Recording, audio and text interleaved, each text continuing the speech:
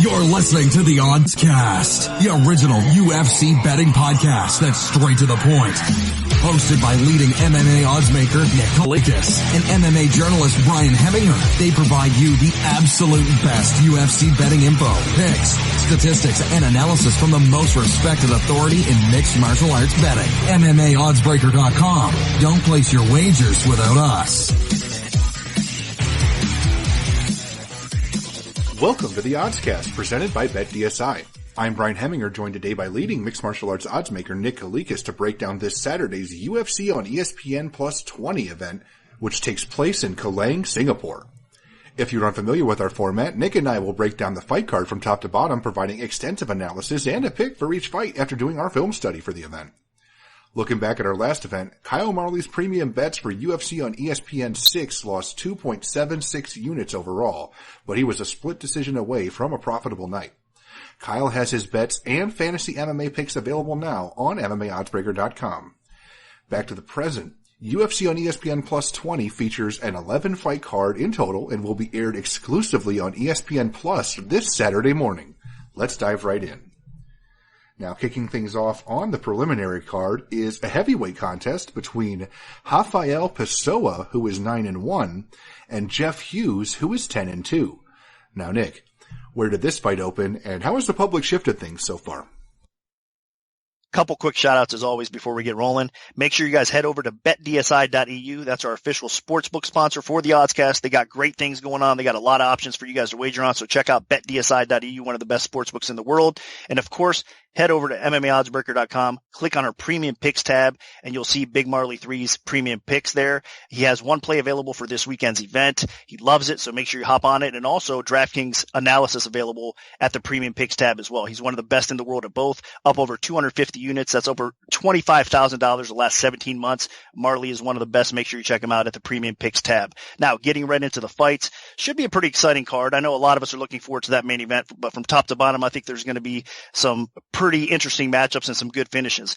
Hughes opened minus 165, the comeback on Pessoa at plus 125.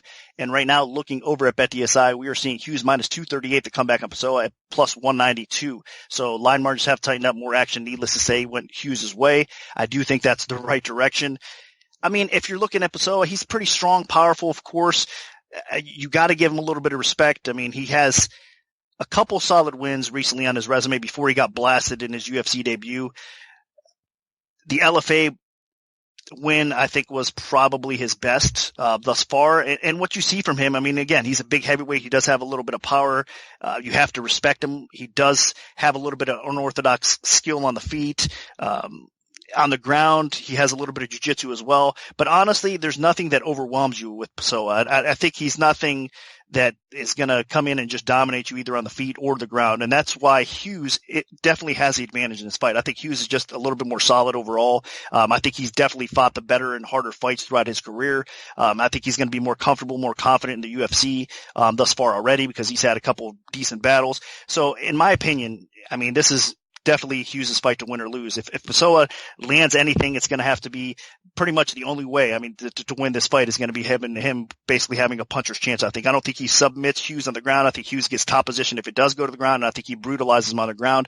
I think Hughes is going to be the cleaner and more effective striker on the feet as well. So, again, Pessoa basically has a puncher's chance, in my opinion. That's the only way he can get it done, but I think Hughes' chin is pretty solid, and I don't see that happening either. So, honestly, again, I see the reason everybody came in on Hughes, and I'm expecting him to win as well. So I think you guys that came in on that early line are going to cash your tickets. So my pick is Hughes. Where the line is now, still maybe a little bit of value to throw in a parlay or so. I wouldn't get too carried away as it climbs because these are heavyweights for, I mean, we got to respect heavyweight power for sure, but Hughes might be parlay material still.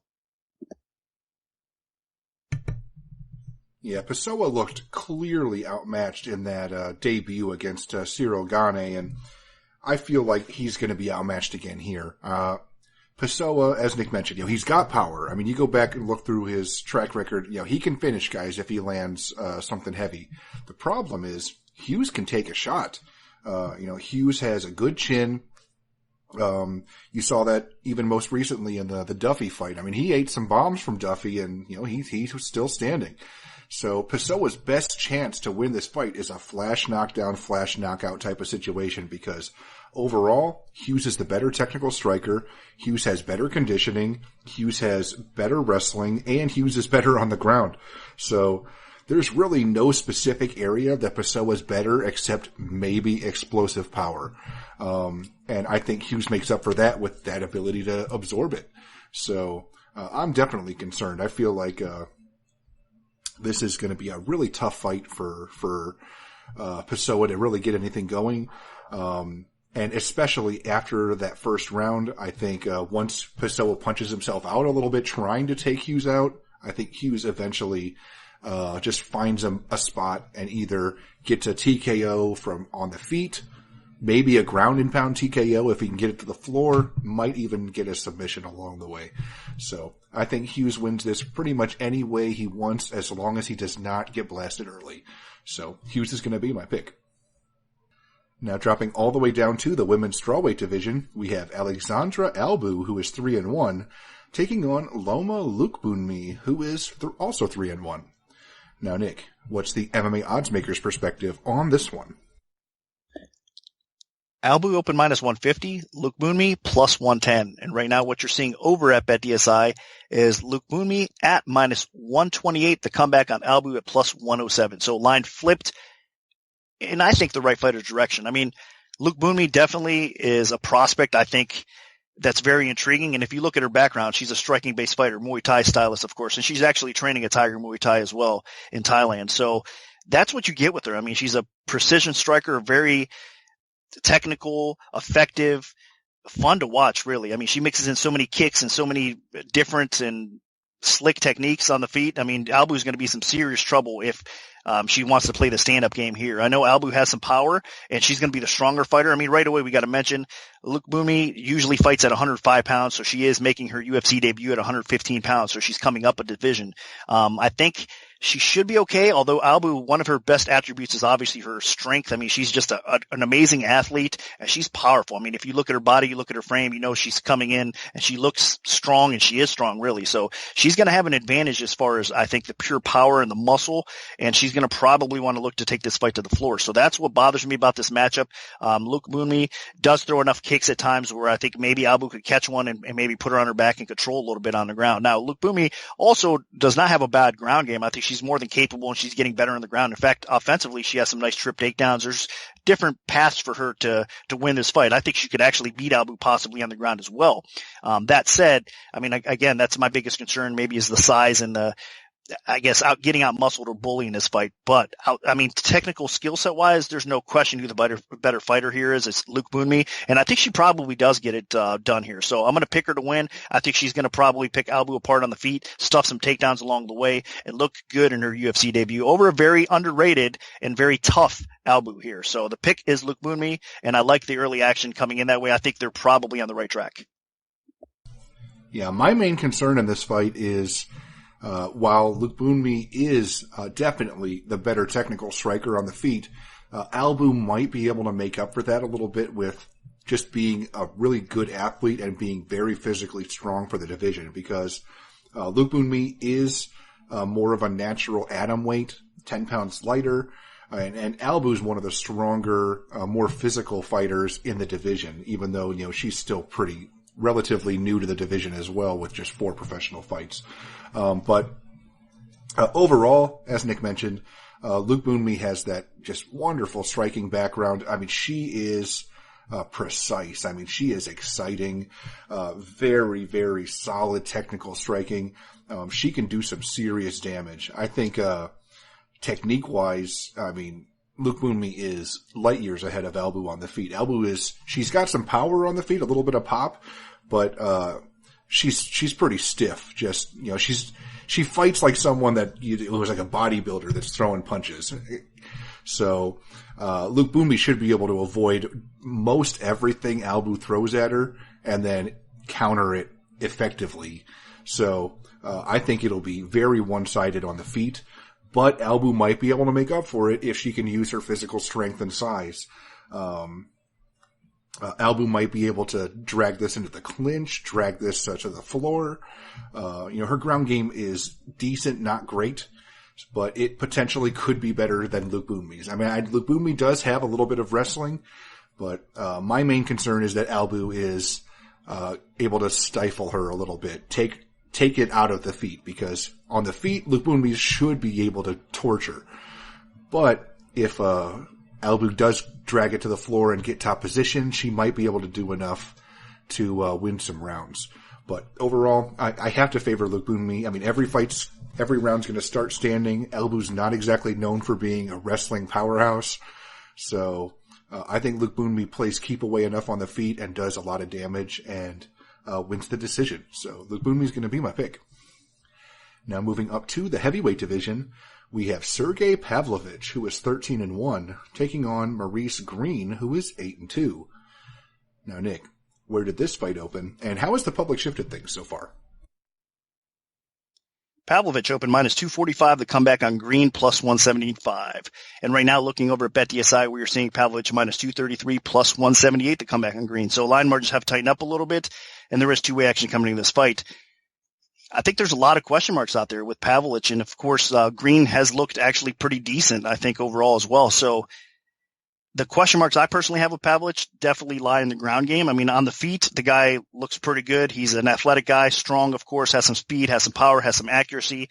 He just destroyed Golm in his last fight, which I think he needed to for redemption a little bit over, Overeem ended up destroying him, especially when he got to the ground, obviously, in that case. But I think you can give him a pass, and we can see how Pavlovich is going to develop, because look, at this fight, before I really started digging into it a little bit, I honestly thought it was intriguing because I thought Green might have a shot here. And I still think he might have a shot because there's some question marks, in my opinion, with Pavlovich for sure.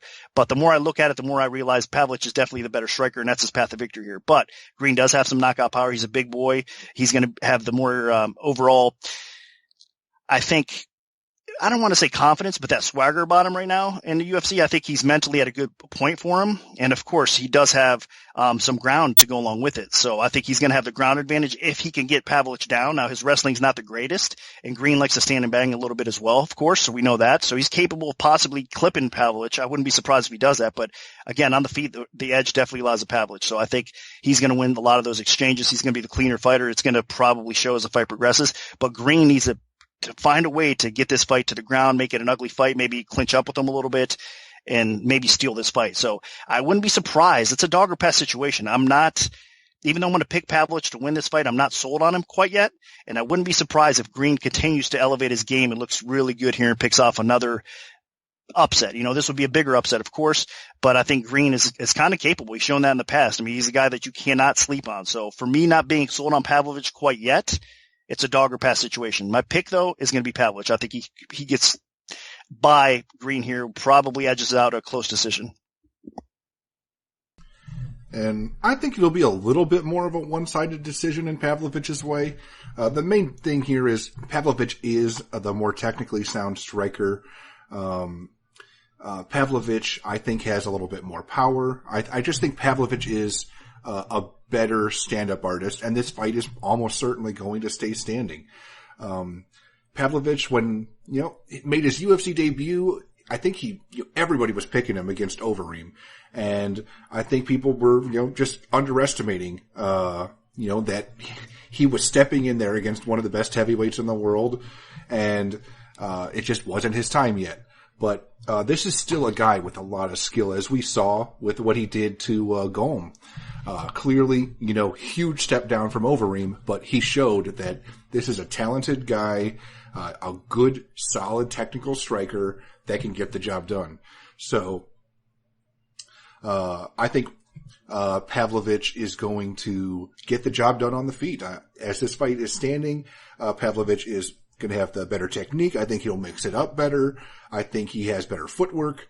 His defense is better. Green is pretty athletic, but realistically, the best way to stop Pavlovich is to put him on his back like Overeem did. And that's really not a big part of Green's game. And Pavlovich does have a little bit of Greco-Roman wrestling, and I think it's enough to thwart if Green does attempt to do that. So I think this fight does stay standing, and Pavlovich should get the better of Green over the course of 3 rounds. I don't think he knocks him out. Green is pretty tough, and also Green can slow the pace down to a crawl. So I don't think Pavlovich will have a ton of opportunities to really unload or open up. So I think he just takes what Green gives him and picks him apart slowly over the course of 3 rounds. So I think Pavlovich gets a one-sided decision, but I don't really see a stoppage here. So Pavlovich is my pick. Now, dropping down to the featherweight division, we have Enrique Barzola, who is 16-4-1, taking on Movsar Evloev, who is 11-0. Now, Nick, what's the MMA odds maker's perspective on this one? Evloev opened minus 190, the comeback on Barzola plus 150. And right now, looking over at BetDSI, Evloev is minus 179, the comeback on Barzola at plus 147. This is an awesome fight. I mean, Barzola always brings it. I mean, you cannot not love how this guy fights. I mean, he had a very close competitive win over another prospect in Bobby Moffitt in his last fight. Outside of that, I mean, I think his disappointment came to Aguilar when he lost a close competitive decision there as well. But outside, I mean, Barzola, fight by fight, he's been looking so good in his career. He's working hard. The guy has a heavy pace he pushes. I mean, he's accurate with his punching. He definitely can mix in his grinding style with wrestling, and he has got a really good ground game. So there's a lot to like about Barzola, and it's the pace that he pushes, his takedown defense, everything. He's just a tough fight. No matter who he fights, you know it's going to be a tough out. So I love Barzola, everything I see in him. But Evloev, on the other hand, man, I'm nothing but impressed with him. I actually think he's kind of a level above Barzola at this point. With all the good stuff that I just said about Barzola, I think Evloev, on the feet, it's going to be close. I think he's a little bit maybe cleaner. He's a little bit more accurate than Barzola. So it should be interesting. But that pace, again, Barzola presses, man. I mean, he's just such a tough guy. He brings it, he comes forward. So I think it's going to be interesting, and it's going to be close on the feet. I think Evloev kind of, where he separates himself from Barzola a little bit here is how he can mix everything up. And again, I think he's just a little bit more ahead, technically speaking, and I think he's going to show on the ground as well. Barzola usually has his way with people on the ground. I think here he's going to struggle, and Evloev is going to have the advantage. I think he could probably win some scrambles, get top position, and make this kind of a grueling fight that Barzola's used to and what he does to his opponents. But it'll be back and forth. It's going to be a close fight. But I just think that, again, I mean, Evloev is just a level above him. And I think he probably edges out this fight. It's going to be on the scorecards, if anything, because Barzola is so tough. He's hard to finish. He's never been finished in his career. So Evloev, I think, is going to have another solid test, which he needs, really. I like to see him in these kind of tough fights. I don't think he's getting enough credit over his debut win over Choi. I think Choi was a very tough opponent as well. There was a lot to like about that fight for him. And I think that it went 3 rounds is kind of good because I want to see him get that octagon experience as well. And this is going to be another one that probably goes 3 rounds in Barzola. So I think this is only going to continue to help Evloev improve his game and just kind of keep climbing that ladder. So I like what I see. I believe in the hype. I think he's going to outclass Barzola in what should be a competitive decision, though. So my pick is Evloev to win.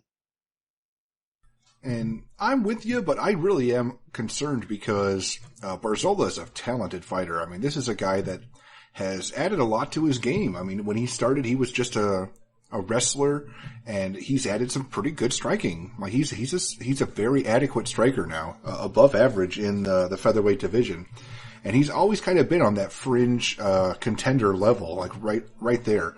So this should be competitive. I mean, my main problem with Barzola though is, while he's added that striking to his game, it came at the expense of his grappling, which was very strong. Now, Evloev should definitely be the superior grappler here. He's still a guy that definitely is not afraid to go back and stick to what brought him here. So I think on the feet, it's going to be competitive, but I actually think Barzola might be able to outpoint Evloev in the stand-up. The problem is, in terms of takedowns, if Barzola gets a takedown, I think maybe he holds Evloev down for like 10, 15 seconds. But if Evloev gets a takedown, he's going to be holding Barzola down for a majority of the round. I mean, this is a guy with really nasty top position, stifling top control, good ground and pound. I mean, just a very strong, powerful wrestler, with excellent ability to maintain, the positions that he earns. So, I really think Evloev is a very dangerous fighter, a very experienced. I mean, he's been in there against some strong, high-caliber opponents. Obviously, Barzola has as well, but Evloev definitely seems like the real deal. So, Barzola is going to have his hands full. That being said, Barzola is a very well-rounded and a solid opponent. Definitely going to be, I would say, the toughest test of Evloev's career, but I do think Evloev passes that test. I think he gets top position enough to ride out rounds and win the decision, but I think Barzola makes it interesting on the feet. But Evloev is going to be my pick. Now, moving up to the lightweight division, we have Rafael Fiziev, who is 6-1, taking on Alex White, who is 13-5. Now, Nick, where did this fight open, and how has the public shifted things so far? Fiziev opened minus 185, the comeback on White plus 145. Right now, looking over at BetDSI, we are seeing Fiziev minus 200, the comeback on White plus 163. So line margins have tightened up a little bit. I'm just slightly more action coming in Fiziev's way. I'm not surprised. I mean, the public overall does not like Alex White. It seems. I mean, I think they don't trust him. He's never kind of got that much respect.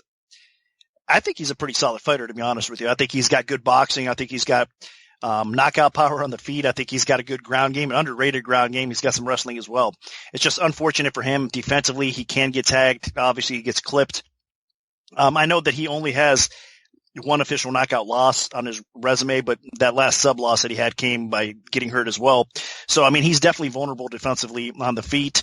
But again, I mean, he's a threat. You cannot take Alex White lightly on the feet. He definitely has enough power, and he's got some wrestling, and he can sneak up on you for sure. He's going to have a little height advantage over Fiziev. He's going to have actually the same reach. So that's interesting because Fiziev is the shorter fighter, and he's going to have the same reach. So at times, the shorter fighter definitely has that advantage because range is a little bit different for the taller fighter, I think. So Fiziev striking overall is really good. I mean, it's unfortunate that he got just destroyed in his UFC debut because really all of us didn't get to see what he's capable of. And what he's capable of is a lot better than what he showed.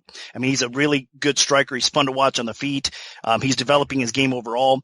I think he's going to be the more precise. He's going to be the more dangerous, going to be the more accurate striker here. And with White's defense, that's what bothers me in this fight. I think Fiziev is going to get off and he's going to be able to have a lot of success as this fight goes. So I think White's going to get pieced up. I think he's going to probably lose. If it makes the cards, I don't think it does. There's just too much firepower back and forth for this fight to probably go, obviously. But if it does go, I think Fiziev could sneak out a decision. If not, I think Fiziev could probably win inside the distance as well. Now, that said, where the current betting line is 2-1. I mean, Fiziev did it. Like I said, he came and stepped up and fought in his UFC debut and just got destroyed. So there has to be some question marks and concerns in that circumstance. And then he's fighting a guy that could possibly land and knock him out again. I mean, different fighters completely, but you still have to respect White. So I think he has been underrated throughout his career, and I wouldn't be shocked if he does pull off this upset, to be honest with you. So I would not bet this. It's kind of a dog or pass situation in my mind until Fiziev proves otherwise. But my pick is going to be Fiziev because, I mean, I do think the hype is real, and he's going to show up a lot better than he looked last time. So the pick is Fiziev for me.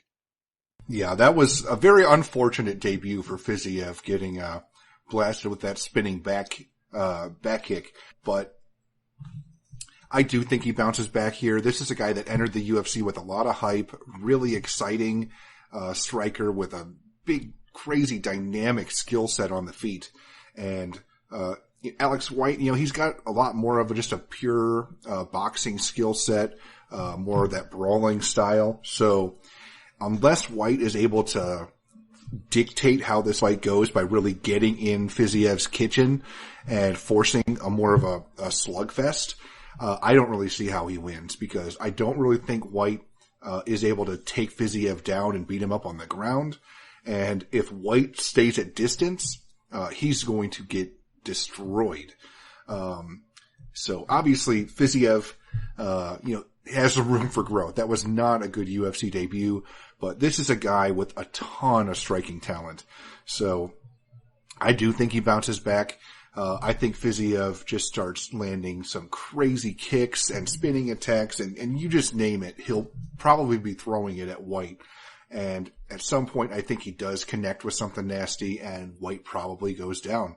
I just don't think White has the technical skill to keep up with Fiziev. Although, if he does crack him with some good shots, maybe he can knock Fiziev out. We've seen Fiziev get knocked out now, so it can happen. But I do think that Fiziev brings the hype back a couple notches with a really good performance here. So Fiziev is going to be my pick. I think he does get a knockout. Now, dropping down to the strawweight division for the preliminary card headliner, we have Randa Markos, who is 9-7-1, taking on Ashley Yoder, who is 7-4. Now, Nick, what's the MMA oddsmaker's perspective on this one? Marcos open minus 215 to come back on Yoder at plus 165. Right now, looking over at BetDSI, we are seeing Marcos minus 139 to come back on Yoder plus 115. So needless to say, Yoder getting some action. And this is a tough fight. I agree with it. It's definitely a dog or pass situation with Yoder and Marcos. I mean, I think overall Marcos is definitely the better fighter, meaning I think she probably has the better boxing. I think she probably has a little bit better wrestling. She definitely has a ground game. I think Yoder's technically better on the ground, with her jiu-jitsu. So I think defensively and offensively, Yoder might have her in that category, but still overall, Marcos is probably the better mixed martial artist. That said, Marcos is, to me, the type of fighter that kind of has plateaued. She's not improving. You don't see a lot of her getting better fight by fight. With Yoder, I mean, she's on a 2-fight win streak recently. She's looked great. She's going to have some confidence. I mean, even in her losses, she's actually showed us a lot. And that Dern fight, I know Dern is coming off of a devastating loss for her first time ever, recently as well. But that being said, that fight was really close. I think that also gave her some confidence, Yoder I'm referring to, that she can hang with kind of the upper echelon. And Dern, let's face it, there was a lot of hype behind her. And so competing with one of the UFC's best and almost beating her, gonna give you some confidence. And then improving in the gym every day. I love what I see from Yoder. She's going to have some advantages in this fight. She's going to be taller. She's going to have a pretty decent reach advantage. I believe it's going to be 6 inches. On the feet, again, she is improving. She's going to fight a little bit longer. I know Marcos is going to try to close that gap and, again, get inside, use that boxing a little bit, piece her up, maybe look for a takedown or two. I think, though, Yoder can actually give Marcos some fits on the ground as well. And, again, I think Yoder's ground game overall is a little bit better. So I've kind of been going back and forth as a pure pick for this fight, which way I'm going to go. I'm going to lean with Yoder, and I think there's no question it's a dog or pass situation. So at plus money, I think you have to lean with Yoder. And again, it's that thing with Marcos that she's a little bit inconsistent at times, and you just don't see the best that you can get out of her every fight, where I think Yoder is kind of on the rise, and we are seeing some improvements in her game. So all that combined, I'm going to lean Yoder here, and hopefully she gets it done. And I'm going to come in the other way. Yes, Yoder has picked up a couple wins after starting her UFC run at 0-3, but they haven't exactly been against really high-quality competition. And Marcos is somebody that's been competitive against some of the best in the world. So, I think that this is, just two fighters that are not at the same place. So yes, Marcos has been inconsistent, but you also got to remember who she's been fighting. And she does have some quality wins under her belt. Yoder, on the other hand, as Nick mentioned, she's been competitive against some good fighters, but really hasn't turned that corner. I mean, her one quality win where she won convincingly was against Kondo, and Kondo went 0-3 and washed out of the UFC. So, Marcos, on the other hand, she's fought, world champion level fighters. So I think that this is a much different type of opponent. Yoder, really, the only time that she's really looked good on the feet was against Mackenzie Dern. So I actually think Marcos is going to be the better striker here. I think Marcos presents more power. Yoder does have some reach. It just depends if she's going to be able to use it. And I'm not quite convinced that she'll be able to keep Marcos at the end of her jab. And then if it goes to the ground, Yoder does have a solid ground game. She has a pretty strong submission base. But Marcos is definitely the better wrestler here as well. So basically, I expect that Yoder gets put on her back if it goes to the ground. And I think Yoder will have to be fighting off of her back foot for the most part on the feet, because Marcos will be the aggressor looking to land the big shot. And Marcos can hold her own on the feet. I mean, she's held her own on the feet against, Grasso. She held her own on the feet against Rodriguez, landed some pretty big shots. So, I think this will be competitive at times, but I expect Marcos to get the job done. And unless Yoder, gets a flash submission off of her back, I think this is Marcos' fight to lose. So I'm going to pick Marcos. I think she takes a decision here and keeps that streak going of not winning or losing 2 fights in a row inside the octagon. Now, moving on to the first fight of the main card, we have Muslim Salikov in a welterweight contest who is 15-2, taking on Laureano Staropoli, who is 9-1. Now, Nick, where did this fight open, and how has the public shifted things so far? Salikov opened minus 230, the comeback on Staropoli, plus 170. And right now, looking over at BetDSI, we are seeing Salikov minus 167, the comeback on Staropoli, plus 139, So minus 167 plus 139. So line margins have tightened up a little bit, and a little bit more action coming in on Staropoli as an underdog. This is interesting. This is going to be awesome, man. I mean, both these guys can bring it on the feet. We know that. Obviously, Salikov is the more dangerous fighter. He's a more accomplished fighter on the feet. Man, this guy's nasty. There's no question this guy's one of the most dangerous fighters in the weight class at 170 pounds. I mean, since his UFC debut. Unfortunately for him, it didn't go that well in his debut when he got choked out. But, I mean, obviously that's possible because this guy's more of a stand-up fighter, and even though he's working on his ground game and he's getting better, I mean, that's a path to victory against a guy like Salikov. So, that said, Staropoli has showed us some really good skills thus far in the octagon. I mean, I think he's overperformed. He was better for sure from the debut than I expected him to be watching footage. So I think he's really one of these guys that's a young gun, up-and-coming fighter. I mean, he's going to be 9 years younger than Salikov. I think he is getting better fight by fight. He's settling in. That was a pretty solid win that he had over Thiago Alves in his last fight. I know that Alves is a declining fighter, so there's something to be said about that. But still, fighting a aging vet like that was at once, at the top of the division and getting a solid win over a guy like that is impressive still to this point. So there's a lot to like about Staropoli. I think he has good stand-up. He mixes things in well. He can get some wrestling. He's got a good ground game as well. He's going to have the ground advantage over Salikov. So I think that's his path to victory here. And I think he's going to probably find a way to get it done if he can survive the early onslaught. So for me, I've kind of been going back and forth on this fight as well, as far as the pick goes, because I know there's no question. If this fight stays standing, Salikov is obviously going to be the more dangerous guy, and I could see him knocking Staropoli out. Where Staropoli, I think, can maybe have some success on the feet with Salikov, but I don't think that knockout threat is going to be there as much, obviously. So Salikov on the feet is dangerous. In fact, if you're going to bet this fight, I think there's only one way to bet Salikov. You bet him inside the distance. You bet him by knockout because he's not going to obviously win by submission. He's going to win by knockout if he wins this fight, because I think if it hits the scorecards, Staropoli will probably outpoint him if he does go 3 rounds. So I think Staropoli can win on the scorecards. I think Staropoli could probably finish this fight on the ground if he's able to get it there. So I think there's more to like about Staropoli. So I understand why the line dropped, and there's still some value as a dog or pass situation, I think, on Staropoli as well. Now, that said, you got to be cautious. You can't go crazy in this fight because Salikov can come out there and just light him up in the first couple minutes.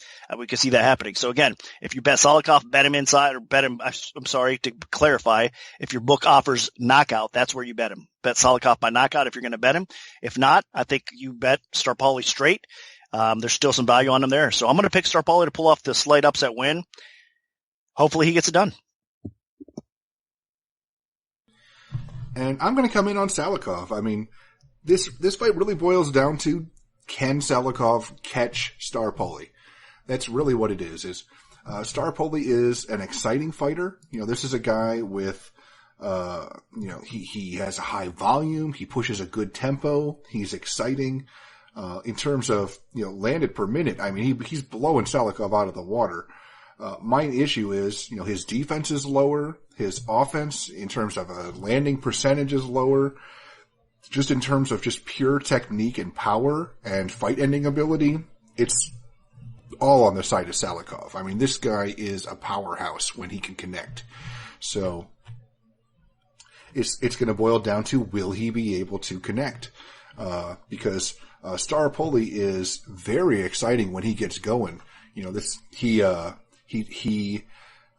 I thought maybe he was just that Argentina special where they had an event there and just wanted to keep the crowd happy, but he showed it against Alves, and I picked him in that fight, and I was really happy that he was able to get that win. But that's not the same Thiago Alves.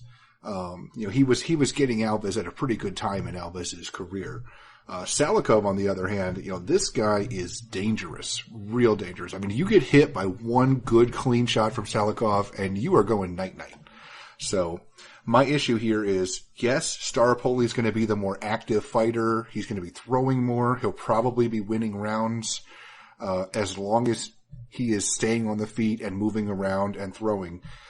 But I think it just takes that one clean shot from Salikov, and unless Staropoli is able to completely avoid these stand-up exchanges and take it to the ground, and I just don't think he's going to be able to do that, then I think at some point Salikov connects with something nasty and puts Staropoli's lights out.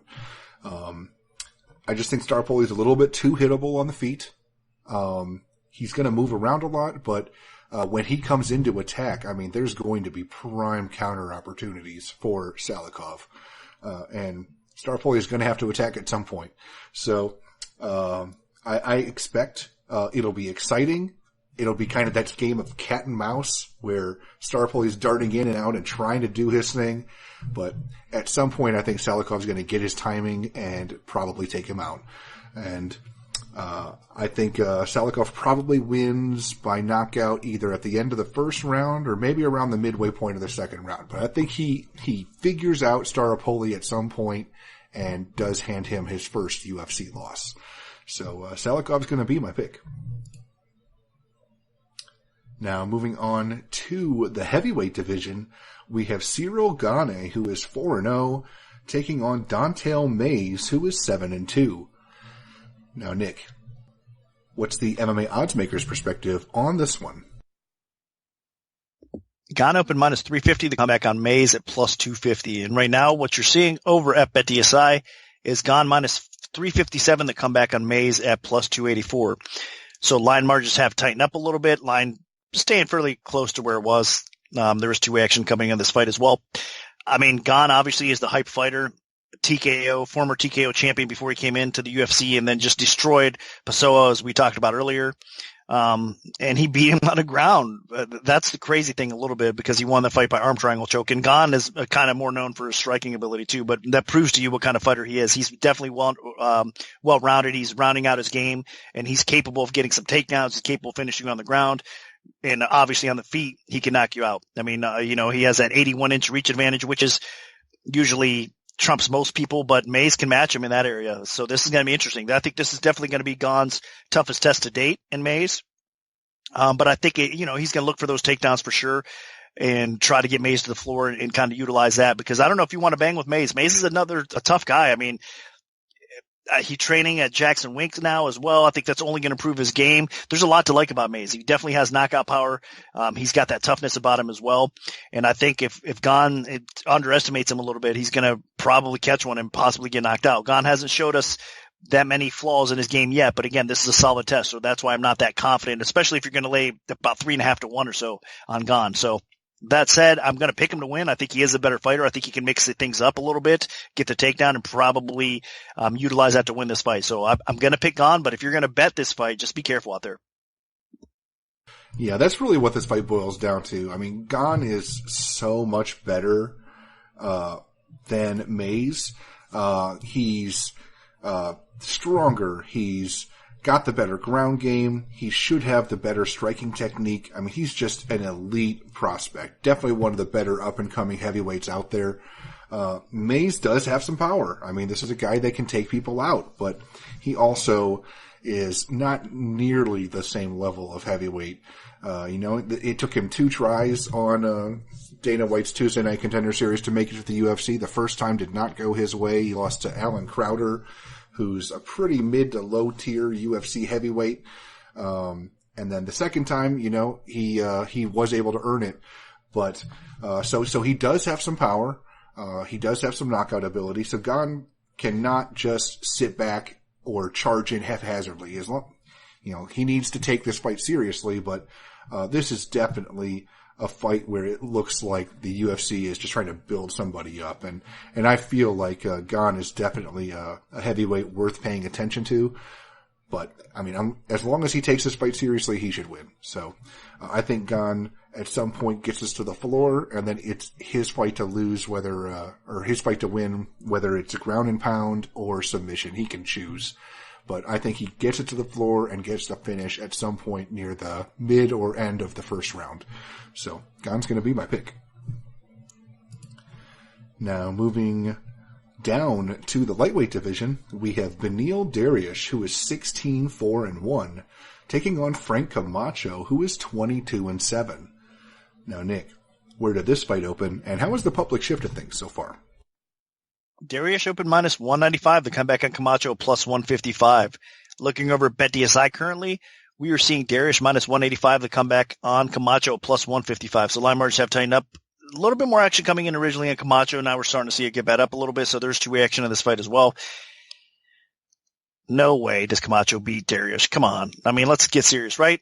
I mean, he could possibly right now at this stage of Dariush's career. I get it. But as far as his skill set goes, Dariush should be levels above Camacho. I mean, I'm saying this all because I do have respect for Camacho. I know he's a warrior. He's getting better. He had a great fight against Hine last time out. And then he could be facing another guy he can get out of there as well, because Dariush definitely has chin issues. He definitely has cardio issues. So Camacho having that warrior attitude, he goes for it for sure. He's got knockout power on the feet.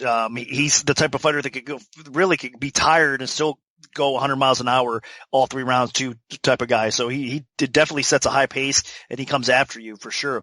But skill set for skill set, Dariush is better on the feet. I think he's by far the better fighter there. He's by far the better ground fighter as well.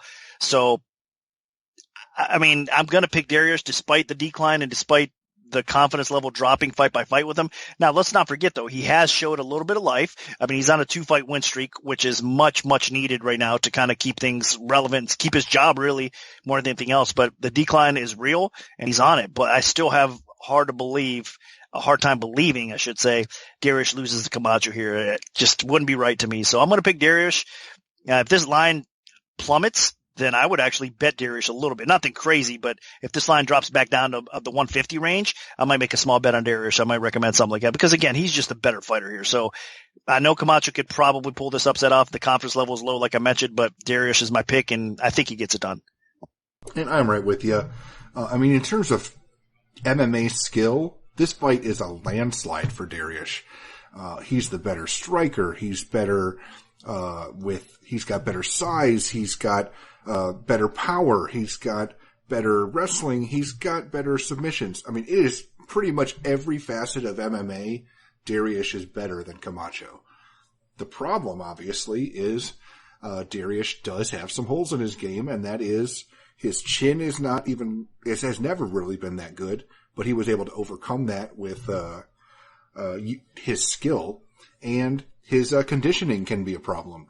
So, and those are actually two things that Frank Camacho has in spades. This is a guy that can push a high tempo for a long time, and he can take a shot. And he's got a lot of heart. Camacho, he doesn't have the most skill, but he's a brawling, exciting fighter that has put on some great performances inside the octagon.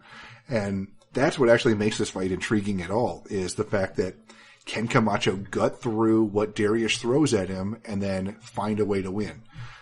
Because we've seen that happen before with Dariush. Dariush was picking apart Michael Chiesa, and then he slowed down in the second round. Chiesa took him down. Chiesa was able to actually get a finish against him. That's happened multiple times in Dariush's career. So, and then obviously Dariush, just getting hit solidly with anything could put him out. Now, Camacho isn't the most powerful fighter, but he has enough that if he cracks Dariush, he can take him out for sure. So I do still feel like Dariush can win this fight at any moment and clearly is the better fighter. But I'm definitely going to be concerned if this fight gets dragged to the third round and Dariush starts to slow down and he starts getting hit. So I'm picking Dariush, but it's just tough to trust him at this point because he has the skill, but he can definitely let you down too. So Dariush is still going to be my pick though. Now, moving up to the co-main event of the evening and sticking with the lightweight division, we have Michael Johnson, who is 19-14, taking on Stevie Ray, who is 22-9. Now, Nick, what's the MMA oddsmaker's perspective on this one? Johnson opened minus 245, the comeback on Ray plus 175. Right now, what we're seeing over at BetDSI is currently Johnson minus 263, the comeback on Ray at plus 215. So again, line margins have tightened up a little bit. A little bit more action coming in Johnson's way, more parlays than anything else, I'm sure. That said, this is an interesting fight because you have definitely a declining fighter and Michael Johnson dropped down to 145 pounds. It had some mixed results, obviously. I mean, coming off of a big-time knockout loss to Josh Emmett, coming back up then to 155 pounds as well. So I didn't like the weight cut down to 145, the weight drop from Michael Johnson to begin with. I thought despite him, not looking, I guess, the last couple fights that great for him because he had back-to-back losses at lightweight against Khabib and then, of course, Gaethje. But those aren't bad losses, man. I mean, Michael Johnson is legit, really. I mean, throughout his career, he's been the type of fighter that can beat anyone really at lightweight if he lands those hands. I mean, the guy has explosive dynamite in his hands, power, accuracy. He's got some speed to go along with it. Of course, he's got a wrestling background as well. So most of the time he can keep it there. I mean, he's got some flaws in his game, of course, and he's always had. I mean, early on in his career, there was some conditioning issues. But he's been working, man. I mean, he's been putting the work in and he's gotten better. The problem now is everything's kind of catching up to him. I mean, he's had a lot of wars in his career. He's had all those fight years, training, everything. He's getting older. He's not the best version of himself for sure. But that said, he's facing Stevie Ray, which I honestly think Stevie Ray's always been a very solid fighter. I've had a ton of respect for him throughout his career as well. Coming over from Cage Warriors, I was glad to see him have success early in his UFC career. But the truth is, I think he's been always just a tad bit overrated. I know he's got good striking. He's dangerous there. He's got a pretty solid ground game. In most cases, he gets some takedowns and he can beat people on the floor as well. In this case, I think it's going to be tough for him though, because I think Michael Johnson is better on the feet. I think Johnson's a better wrestler as well. So if Johnson can even mix up some takedowns, I mean, he might want to here because obviously he's coming off that knockout loss. Get Stevie Ray on his back, drop some ground and pound. Johnson doesn't really utilize the sub game that much. I mean, Stevie Ray pure subs, of course, he's got the advantage there, but I think Johnson will be okay here, especially if he's on top and dropping bombs here. So I think this is kind of a tough matchup for Ray. Obviously, I mean, that's why he's a solid favorite as well, coming back up to lightweight. So I think Johnson gets it done. Now, could you go crazy betting this fight? I mean, like we said, Johnson is definitely a declining fighter. He's not going to, I think, make a run towards that lightweight title anytime soon. So you just got to be cautious out there. But the pick is Michael Johnson. And honestly, I was talking to Brian about this off air, but a little small parlay that'll pay you plus money would be Johnson and Darius to consider. I mean, those two kind of aging, declining vets, I still think have winnable matchups this weekend. I think Darius can beat Camacho, and Ray, of course, I think loses to Johnson. So Johnson and Darius, I think a 2-team parlay at plus money, a small one, of course, because again, this is the aging, decline veterans that can kind of let you down in these fights as well. But I still think that they get the job done here and they win the fight. So 2-team parlay, Darius Johnson at plus money, take a small stab at it. Yeah, you look at Michael Johnson's track record, and yes, having a 19-14 record isn't the greatest, but you look at the people he's beat over the course of his career. He currently has wins over Tony Ferguson, Dustin Poirier, Edson Barboza. I mean, some of the best of the best of the best in the UFC's lightweight division. I mean, that's unbelievable. So, this is still a guy that is just a tremendous talent. I think his move to featherweight was a very poor choice. I mean, he dropped down after losing fights to Khabib and Justin Gaethje, two of the scariest, most exciting, dangerous fighters in the lightweight division. And he was competitive in those fights early, almost winning against Gaethje multiple times. And then he, was actually looking pretty good in the first round against Khabib before Khabib decided to take him down, obviously. But, so yeah, that move to featherweight, I think, was a very poor career choice. It didn't work out. He went 2-2, was actually winning his last fight against Josh Emmett before he got knocked out right at the end of the third round. So, he's moving back up to lightweight. I think that's a much smarter option. I mean, he is so much better at lightweight. I think his chin will hold up better. He's just a really solid technical fighter at lightweight. He has very good striking technique. He moves well. He can be unorthodox, and he also, he has some wrestling to fall back on. That was actually his strong suit, went back on The Ultimate Fighter. So, against Stevie Ray, if he mixes it up well, he should win this fight pretty handily. Now, Ray does have some power. He has a strong left hand. And if that connects, Johnson can still get put out. I mean, clearly, we saw that in his last fight. He got clipped. He got finished. It was over.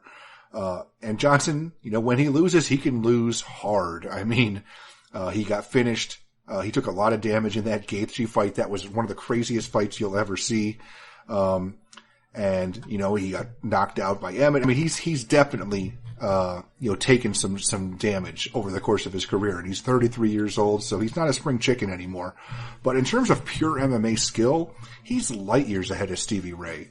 I mean, the only real major weakness that Johnson's had over the course of his career was against people that could out-grapple him. And that's the worst thing that Stevie Ray does.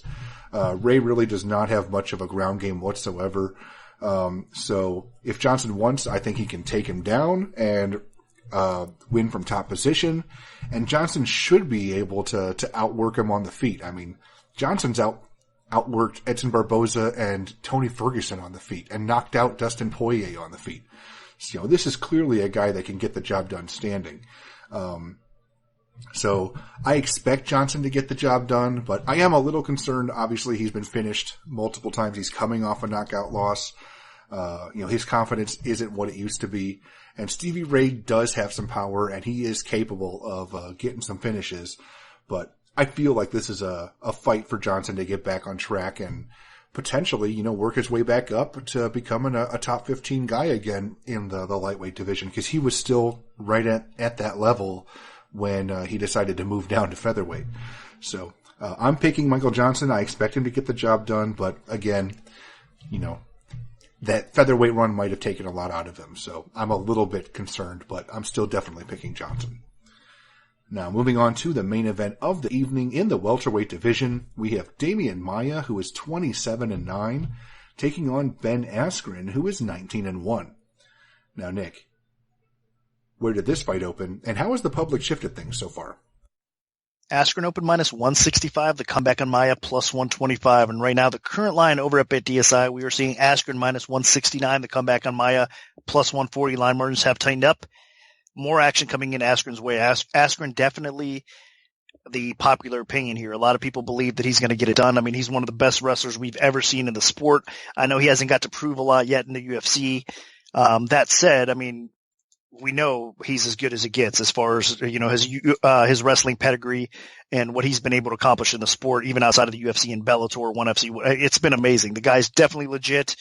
He's deserving to get the shot in the UFC. We've waited a long time to see him get it. And the way he's marketed himself, everything about Askren is just awesome, man. Love to see him in the sport. I mean, he's just nothing but good for the sport, nothing but good that the UFC signed him. So I hope he does see success in his UFC career, because obviously thus far it's been kind of weird. I mean, that controversial win over Lawler and then getting destroyed by Masvidal on that crazy knee. So it's a head scratcher so far for Askren. That said, I mean, a winnable fight here, most people think, against Maia. Maia, of course, a grappler, so it's a grappler versus grappler matchup. Askren having the wrestling, Maia having the world-class BJJ. So how it's supposed to play out, I guess, is Askren taking Maia down, laying on top of him, doing some ground and pound, controlling this fight, and kind of cruising in that route. But I think it's going to be a lot harder and a lot tougher than most people think. I think the funny thing is on the feet, it's going to be interesting because, I mean, I think both of these guys can have their moments, but Maia is the better striker. I can't believe I'm saying that, but it's probably true. Maia probably will have a little bit more success than Askren on the feet. So Askren's going to want to continue to try to take this fight to the ground. And on the ground, Maia, I mean, he's a world-class grappler, one of the best BJJ practitioners we've ever seen in the octagon. The guy's amazing. So this is a weird matchup for Askren. I get that, you put a great grappler on his back, you can control him, and a lot of times you can avoid getting submitted, because off their backs, it is a little bit more difficult, obviously. I mean, you're going to have to throw up, those hips, catch an arm, maybe reversal, whatnot. There's just, it's definitely tougher. The person on top, especially if you have the pedigree of Ben Askren and the ground awareness, I mean, you should be able to kind of stifle, neutralize a guy like Damian Maia, but I don't think it's going to be that easy. So I'm going to go against the grain here. I think this is kind of a spiderweb type of trap fight for Askren. I mean, like I said, I can't believe it, but Maia's going to have a slight edge on the feet. And if he gets him to the ground, that's exactly where Maia loves to play around the most. So, I'm going to go with Maia to pull off the upset. I know it's not going to be a popular decision, or opinion, I should say here. But I do believe that it's just kind of a strange fight. And I'm going to go against all the public. I think the majority of everybody's picking Askren to win this fight, so I think it's a weird matchup. I'm going to go against everybody. So I'm picking Maia to win, and it's definitely a dog or pass situation. I wouldn't lay the chalk here. And looking at this fight, the times that Damian Maia has not been able to win, it's been when he expends a lot of energy trying to get takedowns and isn't able to do it and gasses himself out, or B, somebody's able to stifle, or is able to keep a fight standing and they're the better striker. If a fight goes to the ground, we've never seen Maia lose there. Ever. So, I think that's what makes this fight so compelling, because that's what Ben Askren's going to want to do for 5 straight rounds. As Nick mentioned, on the feet, Maia's going to be the better striker. Absolutely. This is a guy that he kind of went through that little mid-career crisis in the middleweight division where he really tried to focus on his striking. I mean, his striking still isn't, good, but it's definitely better than Askren's. And he actually does have a little bit of pop. Not like nasty knockout power, but we've seen him rock people a couple times. So, Maia can definitely catch you off guard. And obviously what makes Maia so especially dangerous is being left-handed. He does everything the opposite of what you expect, not just on the feet, but on the ground. So, I'm sure Askren is preparing for that, but, this is by far the best ground fighter that Askren's ever faced. I mean, the only person that's even close is when Askren fought Shinya Aoki, but Aoki was, a lightweight, a small lightweight, and Askren beat him easily, but, Damian Maia is a guy that is a huge welterweight. He cuts a pretty good amount of weight. He's going to have some size on Askren, and, Maia's not going to expend a lot of energy looking to get this fight to the floor because Askren's going to do it for him, and I think Maia's going to welcome it. Now, what makes this so interesting is, most of the time, Maia is the one from top position, because he's the one initiating the ground. We never really see people actually wanting to take Maia down and enter his guard. So that's where this fight gets particularly interesting, because we just haven't seen Maia in this situation very much. Maybe late in fights when he's exhausted and, there were a couple times where Maia was headlining a card and maybe he got tired in the 5th round and he was just on his back. But, we really haven't seen a fresh Damian Maia off of his back. And that's what I'm most compelled to see, because, I've seen videos of like Ben Askren grappling with Marcelo Garcia and getting tapped 10 plus times in just a short grappling period. But that was that was like 9 years ago. So, obviously, he's added a lot to his game since then, but Maia's going to be fresh. Maia's going to be dangerous. I think Askren's playing with fire here because, on the feet, he's losing, and on the ground, I think he gets out grappled. Maia is so fun on the canvas, and he sets things up so well. And while I know Askren is a tremendous wrestler, I just don't think that he can threaten with anything that Maia is not going to see coming. Askren does not hit hard on the ground. He doesn't have any power whatsoever. So Maia can pretty much just ignore whatever Askren's doing from top position and just try to make something happen. Maia can sweep. Maia can submit. I think Maia just controls this fight. So, yeah, I'm with Nick as well. I think, while Askren is an elite wrestler, this is, he has not faced anybody even close to as good as Maia on the ground in his career that is the size of Maia. Probably the best ground fighter he's faced so far was Douglas Lima. And yeah, Askren was able to make that work, but I think, Maia and Douglas Lima are so different in terms of ground skill.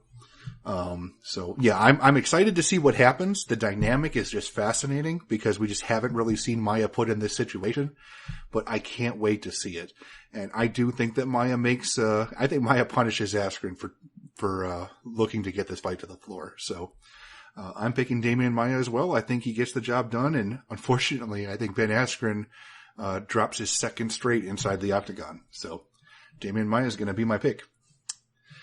So that'll do it for a full event breakdown for UFC on ESPN Plus 20. If we have a free play to give out, make sure to follow at MMAOB Premium on Twitter because that's where we'll post them first. We can also notify you of our free bets via email alert if you prefer that method. Just send an email to picks@MMAOddsBreaker.com and we'll add you to our free bet mailing list. Special thanks to BetDSI. Good luck, everyone, and hopefully the betting gods are on your side this weekend.